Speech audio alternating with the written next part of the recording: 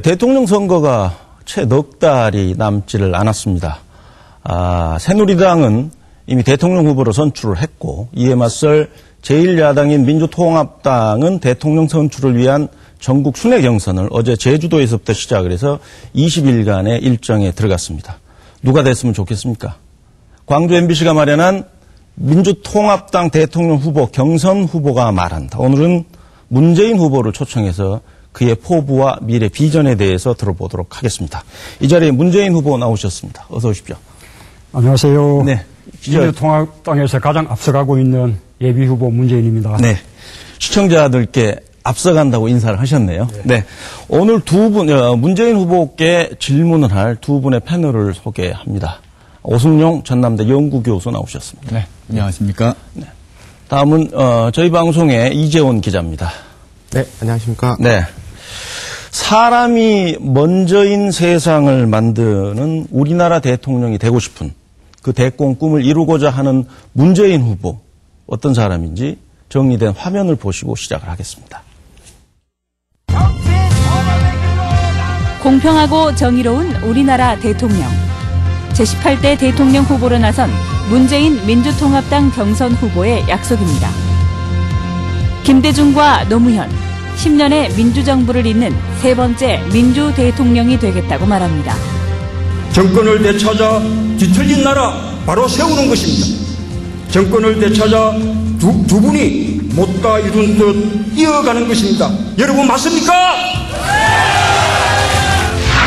경남 거제 출신인 문재인 후보는 법대 재학 시절 유신 반대 운동에 참여했다가 시위 전력으로 판사 임용에 탈락하고 인권 변호사로 변신하면서 노무현 전 대통령과 운명의 길을 시작. 참여정부 대통령 비서실장을 지낸 파란만장한 삶의 주인공입니다. 특권에 저항하고 불의와 타협하지 않는 원칙과 소신으로 서민과 약자를 앞줄에 세우겠다고 호소합니다. 사람이 중심이 되는 성장과 복지, 이를 실현할 일자리 정책을 제시하고 있습니다. 김대중 노무현 정신을 잇겠다면서 대권 도전에 나선 문재인 후보. 일각에선 친노 세력의 확장성을 한계로 지적하는 가운데 2002년의 거대한 물결이 다시 재현될 수 있을지 문재인의 운명이 주목받고 있습니다. 네. 어때 마음에 드십니까, 영상? 예, 네. 감사합니다. 노무현 대통령이 만약에 세상을 뜨지 않고 지금 생존해 계시다면 문재인 후보 출마에 대해서 어떻게 말씀을 하셨을까요? 아마 노무현 대통령이 살아 계셨더라면 저는 아마 정치에 참여할 생각조차 하지 않았을 것 같습니다.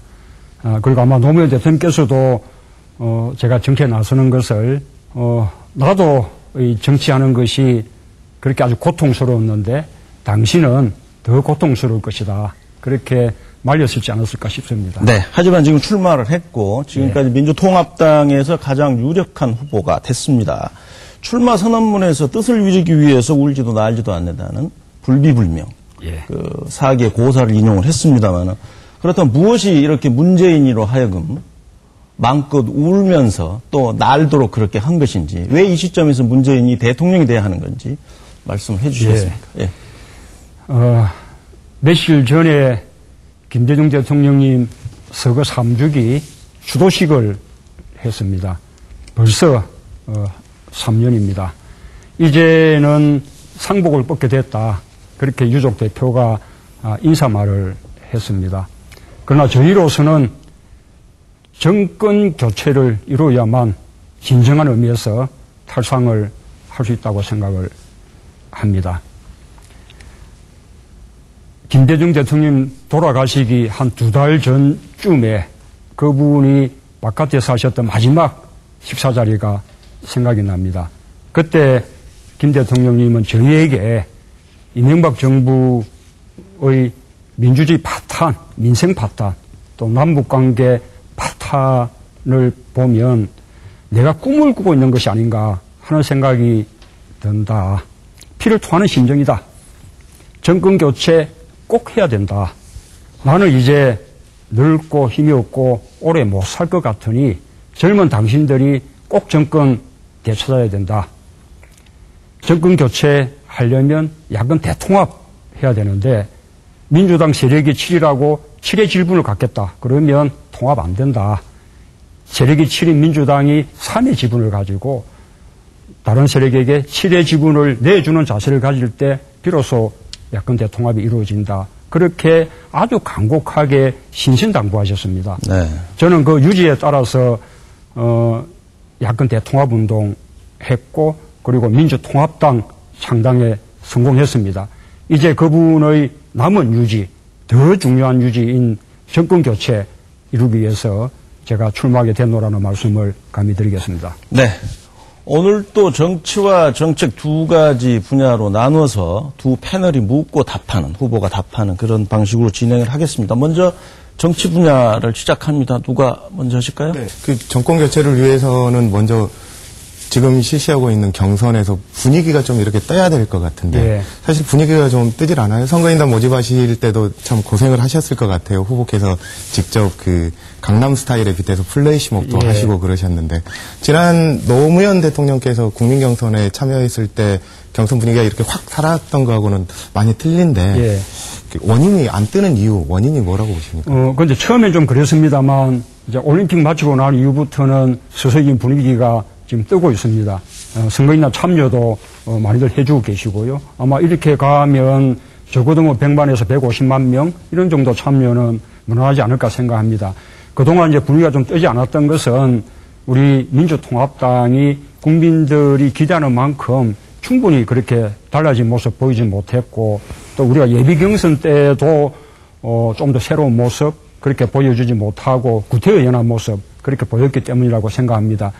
우리 민주통합당이 더 이렇게 변해서 수권정당이라는 그런 이제 믿음을 드리고 저희도 국민들에게 더 다가가는 그런 이제 노력을 한다면 아마도 더 많은 참여가 이루어져서 우리 민주통합당의 경선이 축제처럼 그렇게 될 수 있을 것이라고 생각합니다. 네. 완전 국민 참여 경선제에 대해서 제가 좀 추가 질문을 드려야 될 것 같은데요. 당초에 이해찬 당대표 경우에는 200만 명까지 모집을 하겠다라고 했는데 지금 상당히 기대치에서 지금 밑돌고 있지 않습니까? 근데 이제 완전 국민 참여 경선에 참여하고 있는 사람들이 상대적으로 모바일에 익숙한 세대들 중심으로 참여를 하고 있단 말이에요. 그럴 경우에 이게 완전 국민 참여 경선제가 아니라 100만 밀란이라든지 미건스라든지 정봉주 팬클럽이라든지 상대적으로 동원력이 높은 친노 세력이 참여하는 참여 경선이 아니냐 뭐 이런 좀 비판적인 시각도 있는데 어떻게 보십니까? 그렇습니다. 저희가 완전 국민 경선 취지가 정말 보다 많은 국민들이 쉽게 그렇게 경선에 선거인단으로 참여할 수 있어야 되는데 아시다시피 그동안 모바일 투표 이런 과정에서 여러 가지 좀 부작용들이 좀 드러나기도 했고 좀 국민들의 비판받는 그런 문제점들이 노출되기도 했습니다. 그래서 이제 5분에 저희는 일체 그런 불미스러운 일이 생기지 않도록 철저하게 대리 신청을 막고 본인이 직접 신청해야만 또 본인이 인정 번호까지 이렇게 받으면서 그렇게 이제 신청하도록 했기 때문에 신청 절차가 상당히 까다롭습니다. 그래서 전체 인원이 좀 줄긴 했습니다만 그러나 그런 어려운 가운데서도 150만 명 이런 선거인단 참여를 하면 저는 대단한 일이라 생각하고요. 제 경우에는 아시다시피 제가 정치에 참여한 게 늦었기 때문에 이 당내 조직이 아주 열세입니다. 그래서 이렇게 동원하는 선거인단을 모집해오는 그런 능력은 제가 뒤질 수밖에 없습니다. 저는 이 자발적인 시민들의 참여 거기에 이제 의존하고 있고 또 이 자발적인 시민들의 참여가 지금 점점 늘고 있기 때문에 제가 반드시 좋은 결과를 낼 수 있을 것이라고 그렇게 확신하고 있습니다. 일반인 대상으로 하는 거 여론조사를 보면은 경선 전에 발표된 여론조사를 보면은 이제 후보께서 계속 1위를 지키셨는데 손학규 후보 쪽에서 발표한 권리당원을 대상으로 한 조사에서는 2% 안팎으로 좀 불안하다 이런 인상을 주고 있거든요. 그래서 이 불안한 일이 이 목소리가 나오는 이유가 뭘까요? 저는 뭐 압도적인 1위를 달리고 있고요. 여론조사를 보더라도 오히려 다른 후보들을 모두 합친 것보다 더 많은 지지를 받고 있으면서 그 격차가 점점 벌어지고 있는 그런 추세입니다.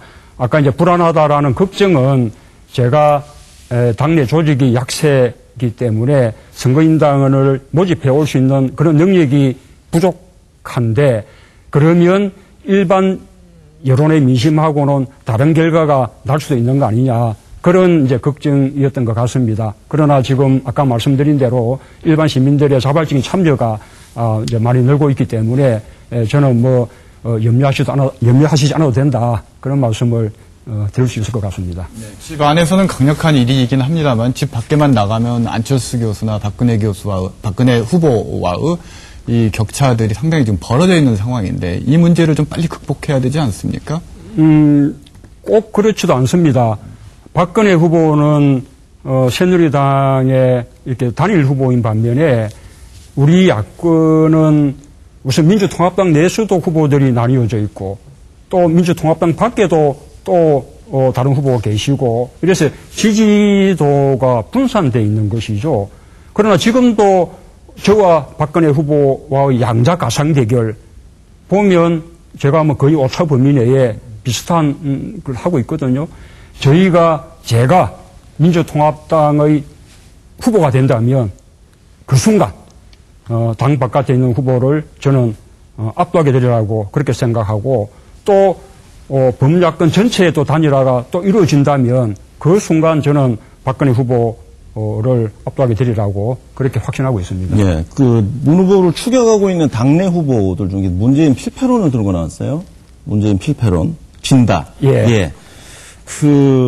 노무현대 박정희대 구도가 형성이 되면은 어려울 수 있다라는 그런 주장들을 폈는데 거기에 대해서는 어떻게 생각하십니까? 우선은 저는 이 참여정부 노무현대 박정희 이런 대결 구도를 가더라도 저희가 결코 뒤지지 않는다고 생각합니다. 지금 여론조사 결과를 보면 역대 대통령 가운데 가장 존경하는 대통령, 노무현 대통령이 1위를 지금 달리고 있지 않습니까? 그리고 참여정부에 대한 심판과 이명박 정부에 대한 심판, 이렇게 심판론으로 대결을 하더라도 저는 저희가 당연히 앞선다고 생각합니다. 아까 또 필패론을 말씀하시는 분 가운데에서는 지역 구도를 말씀하시는 분도 있는데, 이렇게 지역 구도를 가지고 어느 지역이 유리하다, 또 어느 지역 출신이면 안 된다, 이런 것은 저는 조금 낡은 정치라고 생각하고요. 누가 우리나라가 발전해 나가야 될 어떤 미래 그런 발전 비전에 더 부합하느냐, 누가 또 국민의 기대에 맞게 새로운 정치를 해낼 수 있느냐, 거기에 저는 국민들 선택이 달려 있다고 생각을 합니다. 네, 다음 질문. 방금 전에 참여정부 말씀하셔서 참여정부하고 관련 있는 말씀을 좀 드릴게요. 지역민들이 가장 궁금해하는 내용일 수도 있습니다. 참여정부 시절 호남 홀대론이 많이 나왔었어요. 그 핵심에는 당시 청와대에 계셨던 문 후보가 있다, 이런 얘기도 있었는데, 그래서 호남에서 문 후보를 지지하는 거는 반쪽인 지지다, 이런 분석들이 있습니다. 어떻게 생각하십니까? 예, 우선은 저도 만약에 민주통합당의 후보가 결정된다면 저는 노무현 대통령과 같은 그런 지지를 호남에서 받을 수 있을 것이라고 그렇게 믿고 있고요.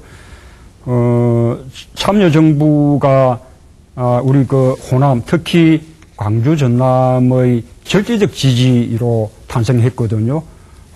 우리 광주 전남이 노무현 대통령과 참여정부를 만들어 주셨습니다. 그러나 참여정부가 그 지지에 제대로 부응하지 못한 그런 면이 있다고 생각합니다. 여러 가지로 부족한 점들이 있었고요.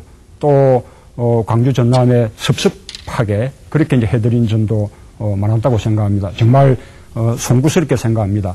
그러나 노무현 대통령이 이 광주 전남에 대한 그 애정은 정말 각별했었습니다. 저는 노무현 대통령이 광주 전남에 대해서 의리를 다했다고 생각합니다. 얼마 전에 돌아가신 그 강금은 회장이 언론 인터뷰에서 이런 말을 했습니다.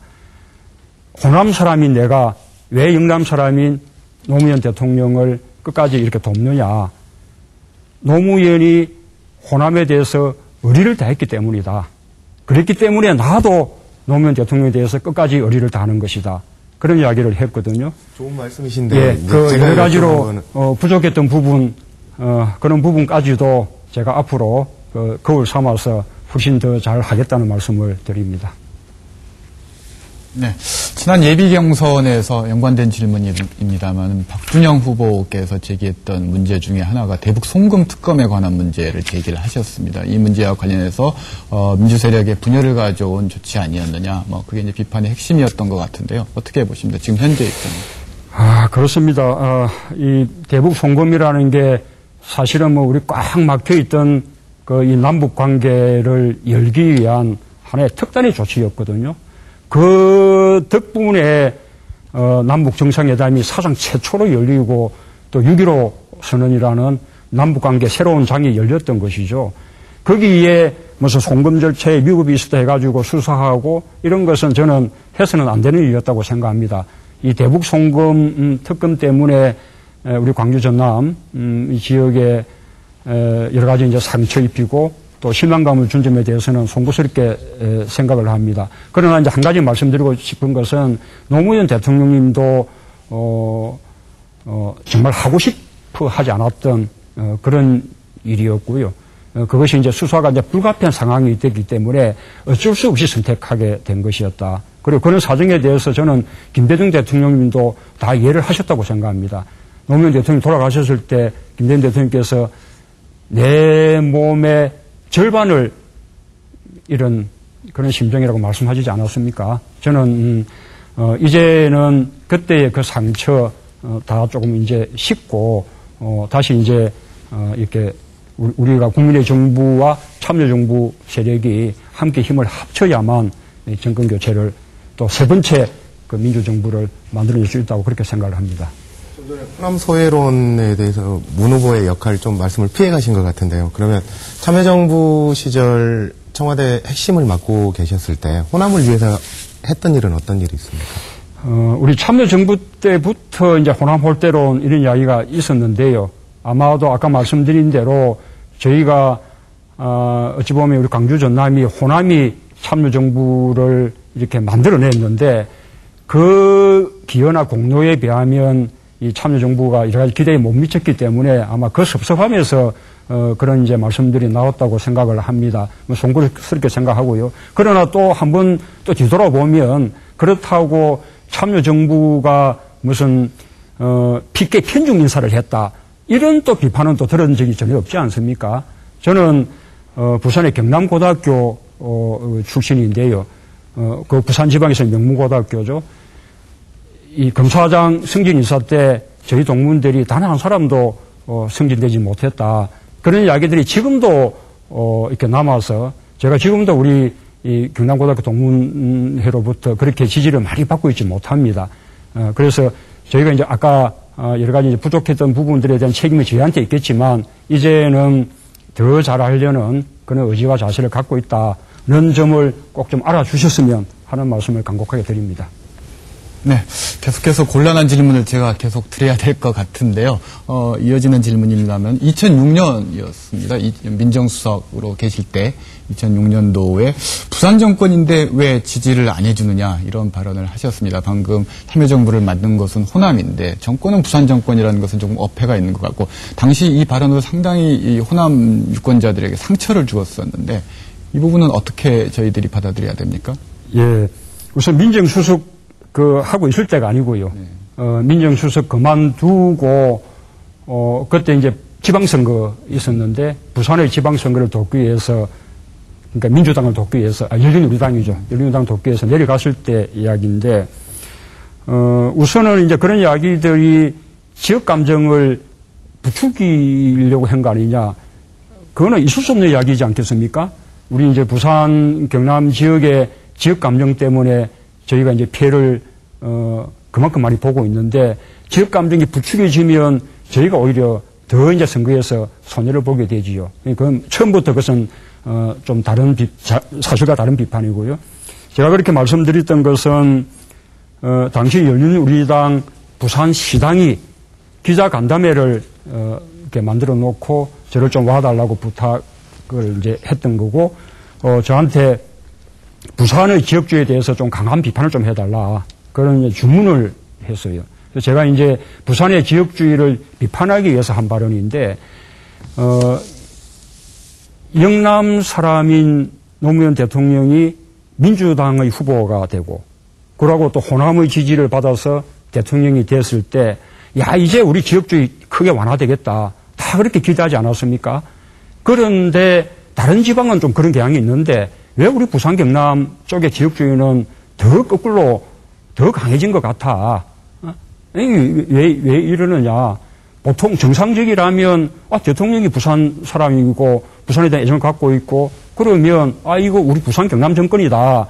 그렇게 생각하면서 지지를 해준 적도 한데 여전히 호남 정권, 호남당 약간 이렇게만 보는 것이냐. 그렇게 제가 이제 비판을 했죠.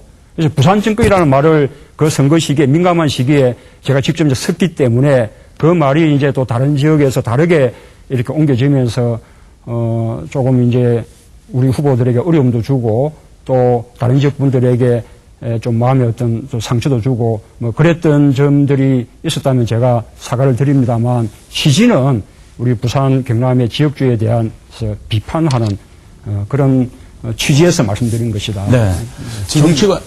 정치 관련 분야에 대해서 이제 질문 하나만 더 하시고 마치도록 그렇게 하겠습니다. 어느 쪽으로 갈까요? 예. 예.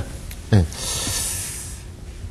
가장 궁금한 게 안철수 교수와의 관계일 텐데 누가 질문? 네. 안철수 교수와 관계에 대해서 제가 질문을 드리도록 하겠습니다. 서로 이제 질문할 게 많다 보니까 양보의 미덕이 발휘가 되는데 안철수 교수에 대한 일반 지지가 높다 보니까 민주당 경선에 대한 관심이 떨어지고 있다. 이게 지금 그 공통된 의견인 것 같습니다. 그래서 민주당 주자들은 안 교수 눈치를 보고 있는 거 아니냐 이런 얘기들까지 나오고 있거든요. 그래서 결국 이 문제 안철수 교수와 민주당 후보와의 관계 어떻게 설정이 되고 어떻게 풀어나가야 되는 겁니까?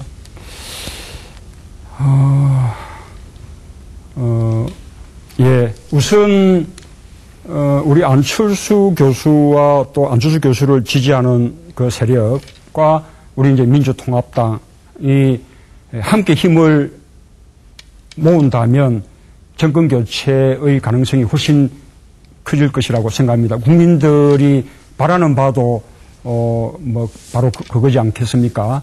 그래서 우리가 안철수 교수하고는 반드시 이렇게 이 단일화 연대를 해야 된다고 생각하고요. 아마 이제 우리 민주통합당 후보가 선정이 되면 아마 그 순간부터 안철수 교수와 사이에 만약에 그분이 대통령 출마를 선택한다면 그러면 이제 단일화를 위한 경쟁을 해야 되지 않을까 생각합니다. 어떤 방식으로 단일화를 위한 경쟁을 하게 될 것인지는 그분이 실제로 출마 의사를 밝힌 이후에나 구체적으로 저희가 논의할 수 있을 테지요. 그러나 저희 생각에는 지금은 저희가 안철수 교수와 어떤 지지도에서 뒤지는 것처럼 보이지만 그거 역시 저희 쪽은 후보가 이렇게 분산되어 있고 또 지지도도 쪼개져 있기 때문에 그런 것이고 저희가 이제 후보가 결정된다면 특히 제가 민주통합당의 후보가 된다면 이렇게 나눠져 있던 지지도가 모두 이제 모이게 되고 거기 또 시너지 효과도 생기면서 이제는 안철수 교수에게 결코 뒤지지 않을 것이다. 단일화 경쟁에서 이길 자신이 있다.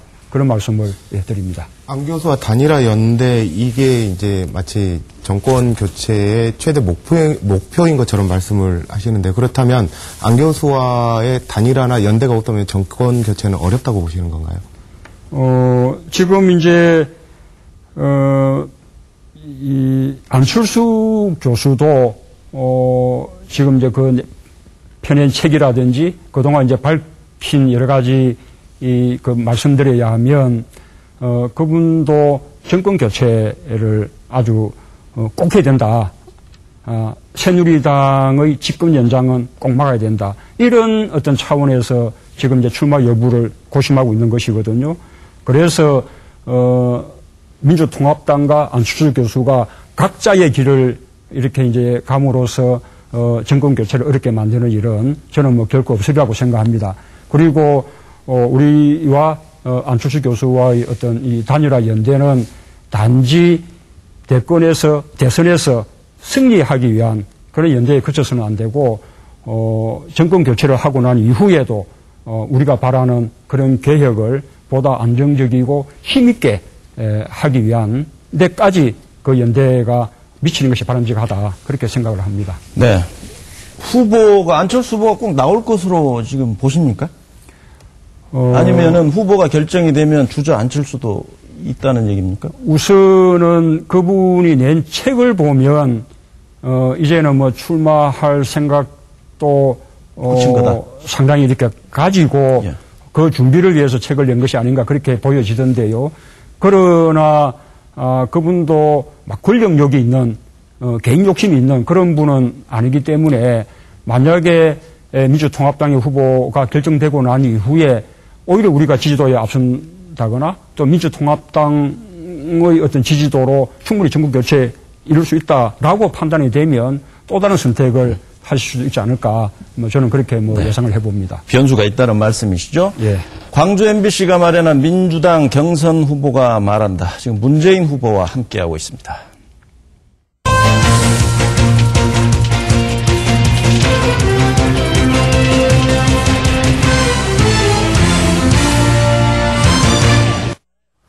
네, 다음 정책 분야로 들어가겠습니다. 출마 선언문을 함께 쓰자고 했어요. 그래서 SNS상에서 여러 가지 의견을 받았는데 그때 느낀 게 고단하고 힘겨운 삶, 예. 그다음에 국민의 한숨과 눈물을 닦아주지 못한 정치를 확인했다. 그래서 미안하고 가슴이 아팠다 했거든요. 그래서 이제 국가 비전에 대해서 공부를 많이 했다고 말씀을 하셨는데 상생과 평화의 새로운 대한민국을 만들자. 그러면서 4대 성장 전략을 세웠어요. 그런데 지금 이명박 정부는 성장을 앞세워서 사실 그동안의 차별과 갈등이 더 심해졌는데 4대 성장 전략으로 어떻게 상생과 평화, 공평과 정의의 나라를 만들겠다는 건지 뭐 좀 다른 점이 있습니까? 우리가 성장은 여전히 중요하다고 생각합니다. 요즘 다들 경제민주화 복지를 강조를 많이 합니다만 그러나 성장과 함께 가야만 또 경제민주화 복지도 제대로 될 수 있다고 생각합니다. 다만 성장의 방법이 과거와 달라야 한다고 생각합니다. 과거에는 재벌기업과 대기업들을 중심으로 한 성장이었고 그쪽에 집중적인 투자를 함으로써 우리 성장을 이끌고자 했습니다. 과거에는 거기 성공했습니다. 그러면 일자리도 늘어났고 그다음 또 그 혜택이 중산층 서민들에게까지 갔습니다. 그러나 이제는 이명박 정부에서 우리가 깨끗 본 바에 의하면 대기업, 재벌기업 우리가 집중적인 투자를 해서 수출도 크게 늘렸지만 그래서 재벌기업, 대기업들은 사상 유례없는 그런 호황을 누렸지만 이제는 일자리도 늘어나지 않고 그다음에 또 중산층과 서민들에게는 그 경제성장의 혜택이 나누어지지 않으니까 중산층과 서민들은 경제가 아무리 성장하고 발전해도 갈수록 삶이 어려워졌습니다.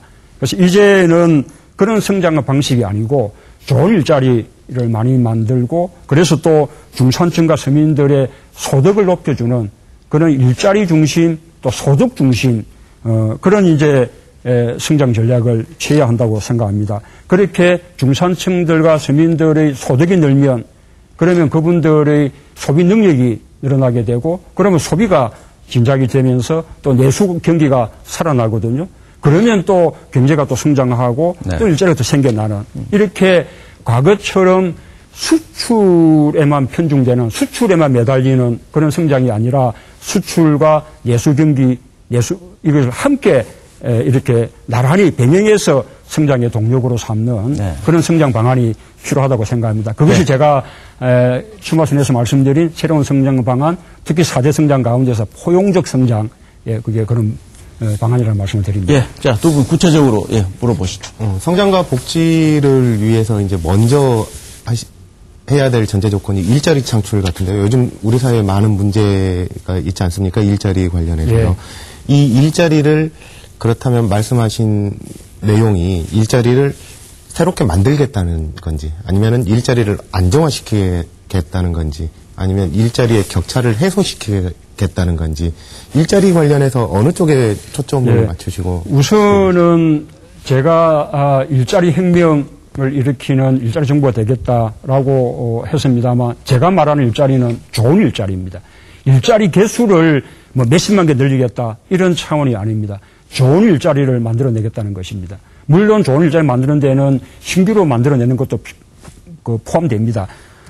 우리나라 고용의 88%를 중소기업이 만들어내고 있거든요. 그래서 중소기업을 더 육성진흥시키고 특히 이제 우리 공공 부분에서 사회적 일자리를 만들어내는 것 이것도 포함됩니다. 뿐만 아니고 기존의 나쁜 일자리를 좋은 일자리로 이렇게 바꾸어내는 것도 포함이 됩니다. 비정규직을 정규직으로 전환시키는 것이죠. 그런 일들을 공공 부분에서부터 시작해야 된다고 생각을 합니다.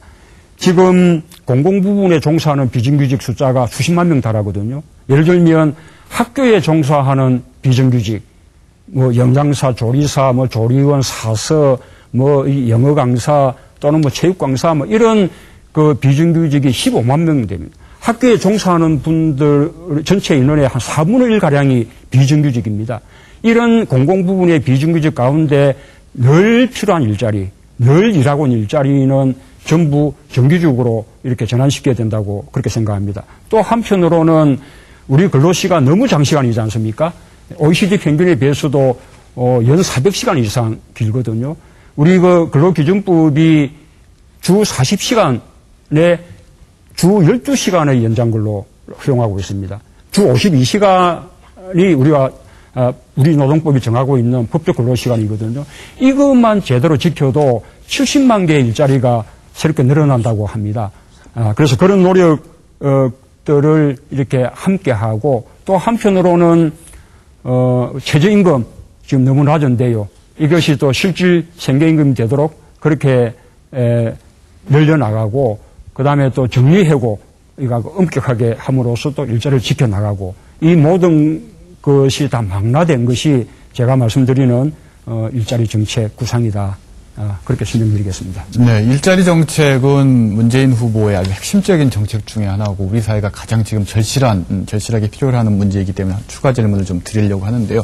말씀하셨듯이 일자리 정책은 두 가지 측면에서 접근할 수 있을 것 같습니다. 새롭게 만들어내는 부분이 하나가 있고요. 그게 이제 성장에 동반되는 이명박 정부처럼 일자리 없는 성장이 아니라 일자리를 창출하는 성장이라는 문제하고 또 하나는 좋은 일자리 부분을 강조를 하셨어요. 그런데 우리나라의 문제점은 뭐냐면 소수의 좋은 일자리와 다수의 비정규직으로 상징되는 나쁜 일자리 이렇게 나누어져 있는 구도인데 이걸 없애려면 기존에 좋은 일자리를 독점하고 있는 부분들을 좀 완화시켜야 되는 거거든요. 독점을. 이 부분은 어떻게 펼쳐나가실 겁니까? 그렇게 예를 들자면 아까 말씀드린 노동시간을 단축함으로써 이제 새로운 일자리를 좋은 일자리 많이 만들어내자라고 하면 우선 이제 노동자들에게는 임금이 줄어들지 않는 그런 이제 그것이 전제되어야 되겠습니다. 그러나 노동자들도 다 누리려고 해서는 안 됩니다. 그 대신에 신규 임금 인상은 좀 자제해주는 그런 식의 고통 분담이 필요하죠. 그 다음에 사용자들도 또 다소의 고통을 분담해야 되고 또 그 사용자들에게만 그 고통을 다 이렇게 전가하면 또 감당하지 못하니까 정부도 그런 어떤 고용 촉진 장려금을 지급한다든지 여러 가지 재정적인 지원을 해야 된다고 생각합니다. 그래서 노사정이 함께 일종의 합의해 나가는 협약을 체결하는 그런 게 필요할 것 같고요. 또 예를 들자면 이 노동자들의 정년을 연장해 나가는 이런 것도 필요한데 기존의 임금을 그대로 유지해 나가는 더 인상시켜 나가는 그런 수준에서 또 정년을 연장하자면 그것도 사용자들에게 큰 부담이 됩니다. 그러면 정년을 연장하는 대신에 또 그 순간부터 임금 피크제를 적용해서 임금은 더 이제 내려가게 하는 이런 식의 노사 합의가 필요한 것이죠. 이렇게 필요한 만큼 노사 합의 또는 노사정 합의를 통해서 함께 고통을 분담해 가면서 좋은 일자리를 많이 만들려는 그런 노력을 제가 앞장서서 하겠습니다. 네. 경제 민주화 구상도 빼놓을 수 없을 것 같은데요. 후보께서는 경제 민주화의 핵심을 재벌 개혁에 두고 계십니다.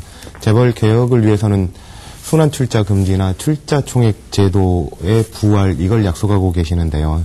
출자 총액 제도 같은 경우에는 이걸 도입하면 오히려 주주의 입김이 더 세지고 그래서 결과적으로 시장이 교란될 수 있다. 이런 우려가 있습니다.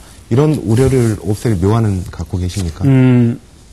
우선은 경제민주화는 가장 중요한 출발이 재벌개혁이라고 생각합니다. 재벌개혁의 단어는 아니고요. 이제 또 이런 재벌이나 대기업과 어떤 중소기업들, 중소상인들 간의 어떤 거래 질서, 또 하청업체하고의 거래 질서를 공정하게 이렇게 해나가는 시장 개혁도 필요하고요. 그 다음에 또 노동자들의 삶을 제대로 또 이렇게 보호해주는 노동 개혁도 함께 이렇게 이루어져야만 경제민주화가 이루어진다고 생각합니다.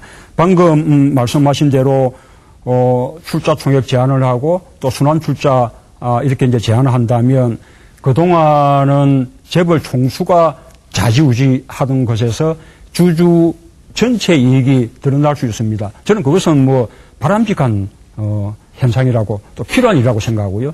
다만 그것이 주주들의 이익을 늘리는 쪽으로만 그렇게 한정되어서는 안 될 것 같습니다. 주주들의 이익을 늘리는 것과 함께 종업원들의 노동자들의 이익도 함께 늘려주고 또 계열사 또 하청업체 심지어는 소비자 또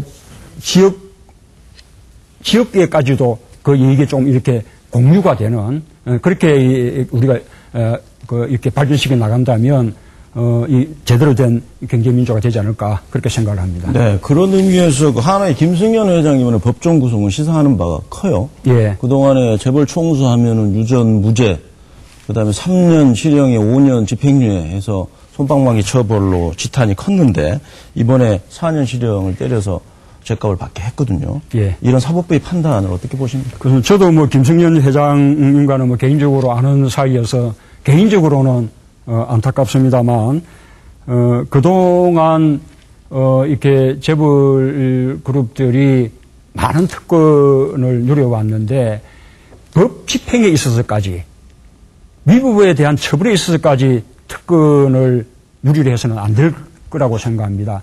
우리 사회에 널리 퍼져 있는 유전무죄, 무전유죄 이거 깨야죠. 재벌 총수라 하더라도 잘못했으면 잘못에 상응하는 그런 처벌을 엄격하게 받아야 되고, 그 다음에 또 재벌 총수라 해서 또 쉽게 또 사면하는 이런 관행도 없어야 된다고 생각합니다. 네. 이번에 그 법원의 판결은 경제민주화를 요구하는 국민들 여망에 아주 부응하는 아주 바람직한 네. 그런 판결이라고 생각을 합니다. 네. 네. 최저임금과 관련된 질문 드리도록 하겠습니다. 공약 자료집을 보니까 최저임금을 평균임금의 50% 수준으로 인상하겠다. 그 부분을 말씀하셨습니다. 저희도 이제 얼마 전 손학규 후보와 토론회에서도 이 문제를 질문을 드렸었는데요.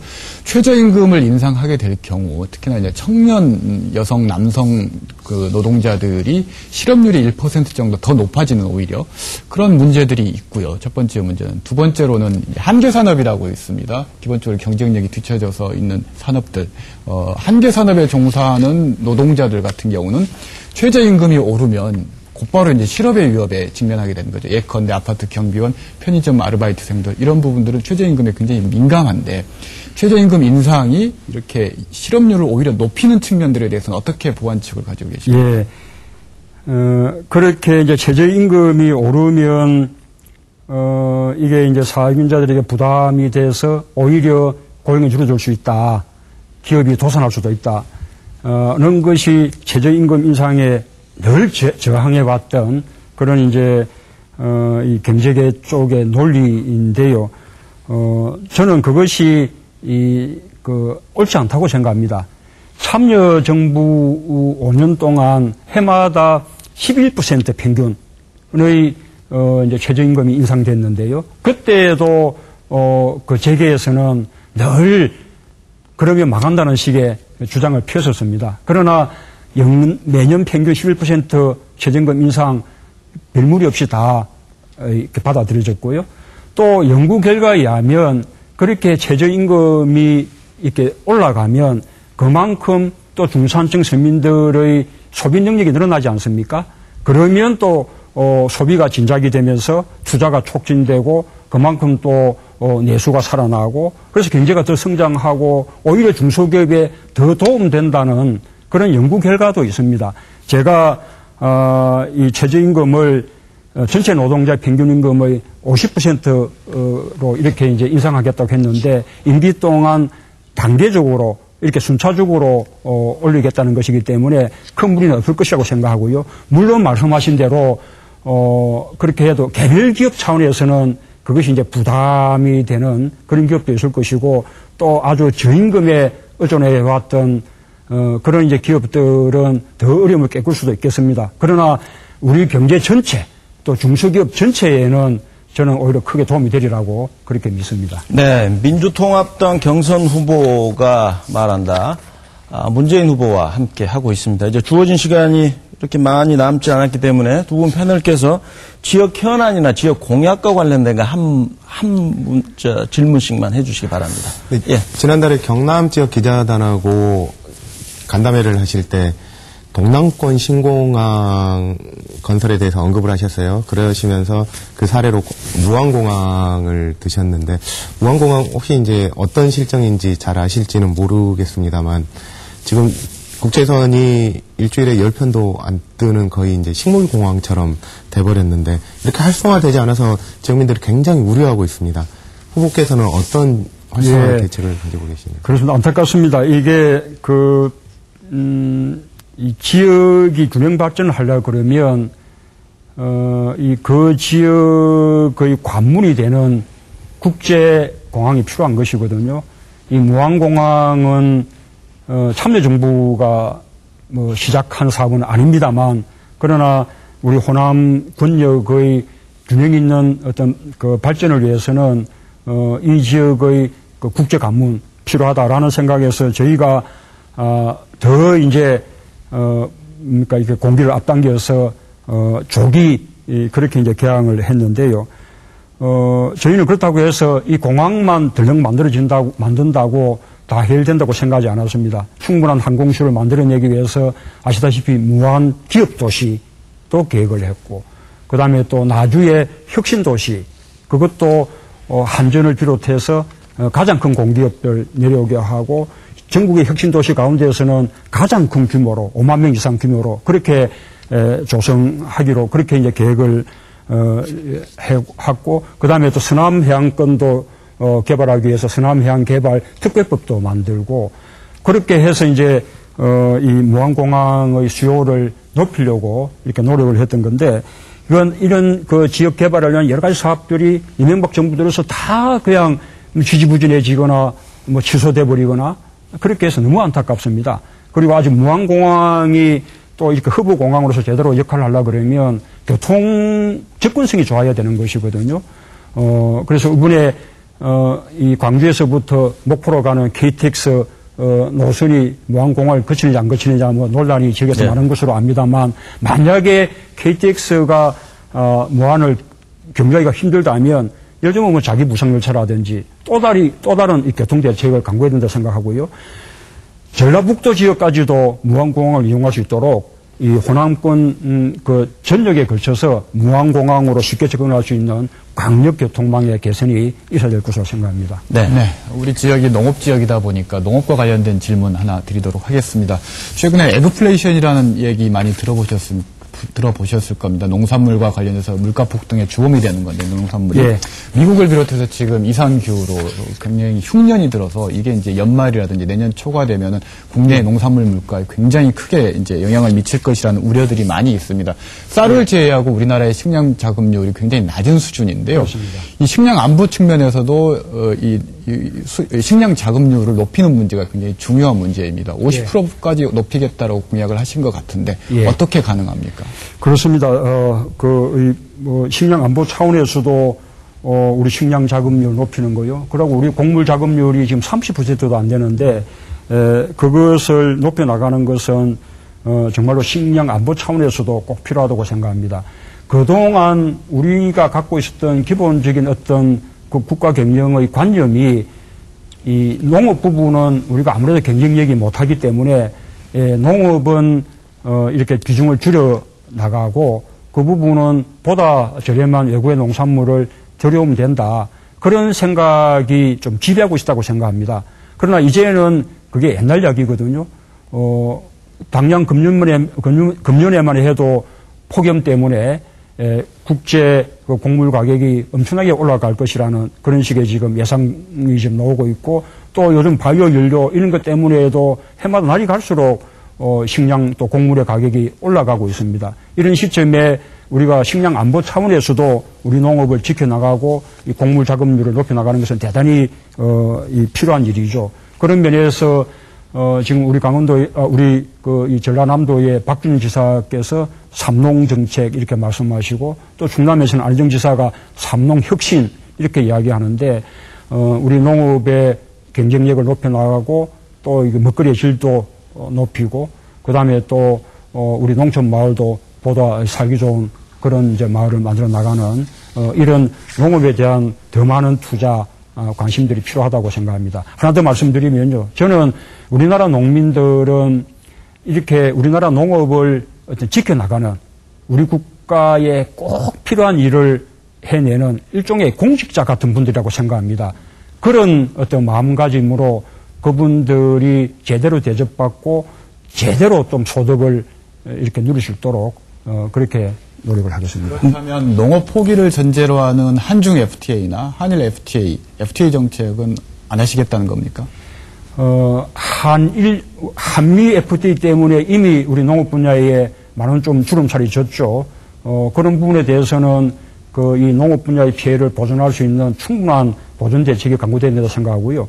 그 다음에 한중 FTA나 한일 FTA도 길게 보자면 이 동북아의 어떤 경제 공동체 이런 관점에서 아마 장기적으로는 하지 않을 수 없다고 생각합니다. 그러나 우리 이제 한미 FTA처럼 그렇게 절대로 서두를 일은 아니고 충분한 시간을 주면서 국민 여론을 수렴하고, 그 다음에 또 피해가 보는 분야가 발생하지 않도록 협상 여행에 신경을 쓰고, 우리에게 또 피해가 보이는 그런 농업 분야들은 민간 품목이나 또 뭐 초민간 품목으로 그렇게 분류해서 아예 협상 대상에서 제외하는 그런 조치들이 필요하고, 네. 설령 또 한다 하더라도 그에 대한 피해 보존 대책도 만전을 기해야 될 것이라는 의견을 말씀드립니다. 네, 묻고 또 들어볼 것은 많지만 주어진 시간이 있어서 정책 분야를 여기서 마치겠습니다. 얼마 전에 마치면서 2014년도 그 인천 방문하셨을 때 그 아시안 게임 특별법을 제정을 하겠다고 약속하셨어요. 예. 광주가 2015년도에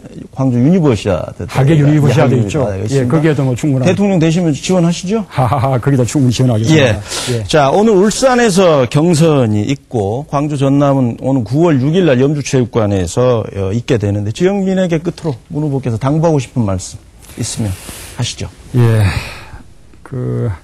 노무현 대통령이 돌아가셨을 때 김대중 대통령께서 평생의 동지를 잃었다. 내 몸의 절반이 무너진 심정이다. 그렇게 통곡하시던 그 모습을 잊을 수가 없습니다. 이렇게 두 분은 동지셨고 또 한 몸이었습니다. 그렇듯이 국민의 정부와 참여정부도 둘로 나눠지지 않습니다. 우리 일반 국민들이 보는 인식도 그렇고 또 역사적인 평가도 그렇습니다. 국민의 정부, 참여정부 합쳐서 민주정부 10년이거든요. 그래서 이 민주정부 10년을 15년, 20년, 25년, 30년 이렇게 이어가야 된다고 생각합니다. 그래야만 이 세상이 우리가 바라는 대로 더 온전하게 그렇게 바꿔낼 수 있습니다. 그렇게 생각한다면 지금 우리가 해야 할 일은 자꾸 이렇게 나누고 쪼개는 일이 아닙니다. 국민의 정부와 참여정부, 또 호남과 비호남, 또 친노 비노 이렇게 나누고 쪼개고 하면 우리가 결코 정권 교체에 성공할 수가 없습니다. 거꾸로 우리는 서로 힘을 합쳐야 됩니다. 이 민주정부 10년의 세력, 국민의 정부 세력과 참여정부 세력이 함께 힘을 합칠 때 세 번째 민주정부가 만들어진다고 생각합니다. 민주정부 10년을 우리 전남 광주가 만들어냈습니다. 이번에 세 번째 민주정부도 우리 전남 광주가 만들어내셔야 합니다. 저를 앞장세워 주십시오. 네. 네, 광주 MBC가 마련한 민주통합당 대통령 후보 경선 후보가 말한다. 오늘은 문재인 후보를 초청해서 대권 도전에 나선 그의 포부와 비전을 들어봤습니다. 성실하게 대답해준 문재인 후보께 감사를 드리고요. 예, 전국 순회 경선에서 좋은 결과 내시기를 바랍니다. 감사합니다. 네. 질문해 주신 우리 오동용 교수, 이재원 기자도 수고했습니다. 예.